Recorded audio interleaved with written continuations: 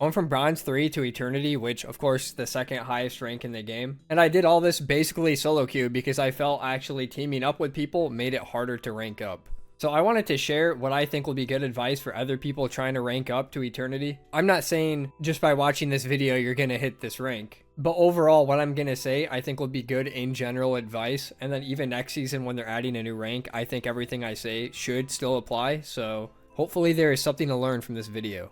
Now, honestly, my most important thing I feel like I could say the entire video, I'm just going to start off with right away, is be honest with your own skill level, okay? Listen, if you've played Overwatch before, you know this is a problem in that game too, at least before role queue existed. But we don't have role queue in Marvel Rivals, and I don't think we're going to get it either, especially with how team-ups work. So there's a lot of DPS main character syndrome, okay? So what I'm saying is basically, there's a lot of people who only want to play DPS and refuse to learn any other role, but they're not good at DPS. There's going to be people who watch this and that applies to. You just got to be honest with yourself if you generally want to rank up, unless you're just playing ranked to have fun and kind of throw. I don't know. I feel like quick play would be better for that, but you do you. But at the end of the day, even if you are a good player or a good DPS at that, I still think you need to learn how to flex. Now, I say this because people don't realize, I guess, that having a good comp is such a big advantage to the point where, like, the other team could mechanically be better than all of you and you can still win just because your comp is better.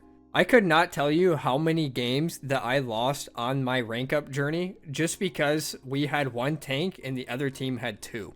Now, of course, I'm not saying there isn't scenarios where you should only have one tank. Like, for example, if you're facing a Wolverine, sometimes one tank is actually a good idea and then have 3 DPS or 3 healers. Now, take what I say here as you will, but I personally feel that tank is probably the hard carry role of the game and it's not DPS. Don't get me wrong, every role in the game has to do their part. If you have bad healers, you're never going to get healed, so there's not much you can do on DPS or tank.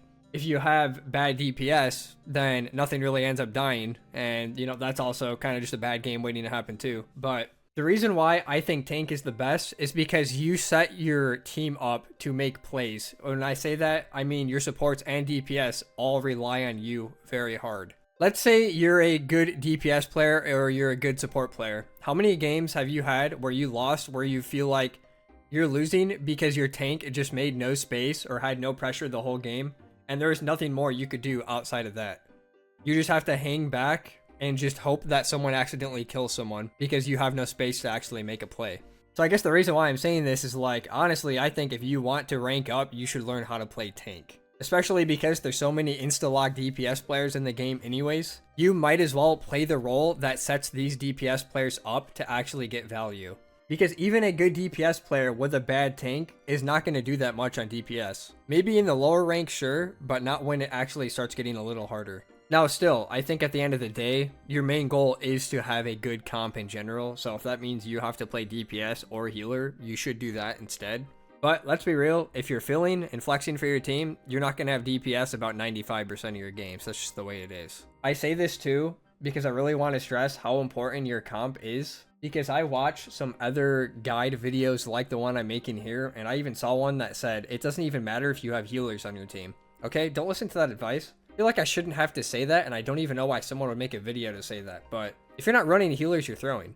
Okay, I think we all know this, but yeah, please run 2 healers at least every game. But what I did to go all the way from bronze to grandmaster is I actually just one-tricked Groot pretty much all the way up, because at the lower ranks especially, nobody wanted to play tank.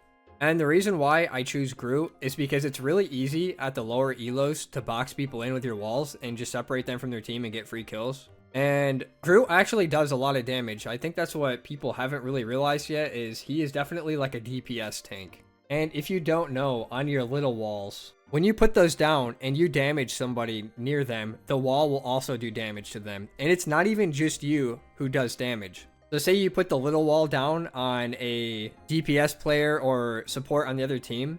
I guess it doesn't really matter, but if your teammates do damage to that character while they're by a wall, the wall will also hurt them. So it doesn't even need you to do the extra damage. It just has to be anyone on your team hurts them. So theoretically speaking, by playing Groot, you're also giving damage to the rest of your team. Now, I'm not saying Groot's the best tank in the game, but at the lower ranks where people don't really know how to counterpick him, which would be like Wolverine and Punisher, You give yourself an option to still kind of carry the game by doing damage, but you're also making space for your team at the same time while having good survivability. So if I had to say there's one person you should one trick all the way up to like Grandmaster, I genuinely believe it is Groot.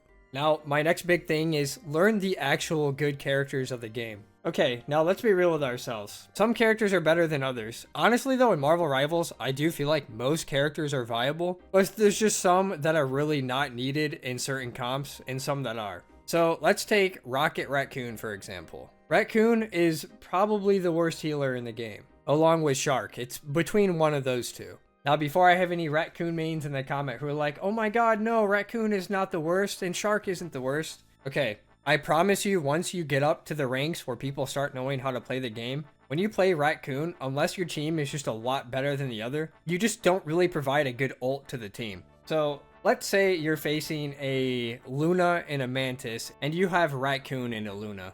First of all, once you get to the rank where you can ban Luna every game, because she is broken.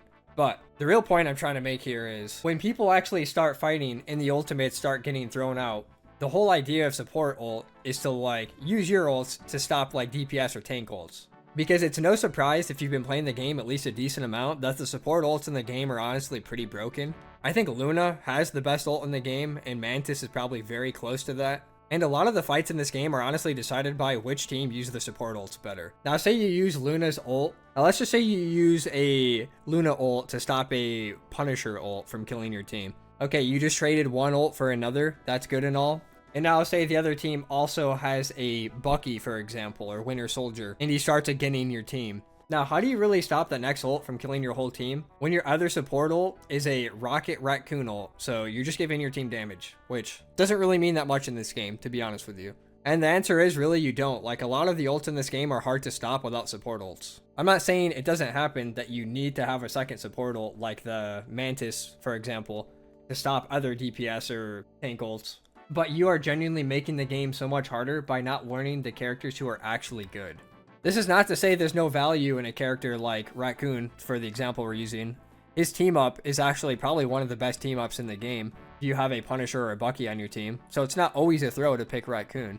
But a lot of the game genuinely does come down to matching support ultimates. So if they have a Mantis who is ulting on your team where they're going very fast and getting so much HP over time, and your only counter ult to that is a Raccoon, you're gonna lose 90% of the time. You know, I'm not trying to make any like the Jeff the Land Shark or Rocket Raccoon mains mad, but the characters just genuinely are not that good. You want to rank up, you gotta learn how to play the good characters in the game. Now, my last important thing is just learning how to counterpick. I know it seems pretty straightforward, but there's a lot of games where I have people on my team who just refuse to switch their characters when they're countered.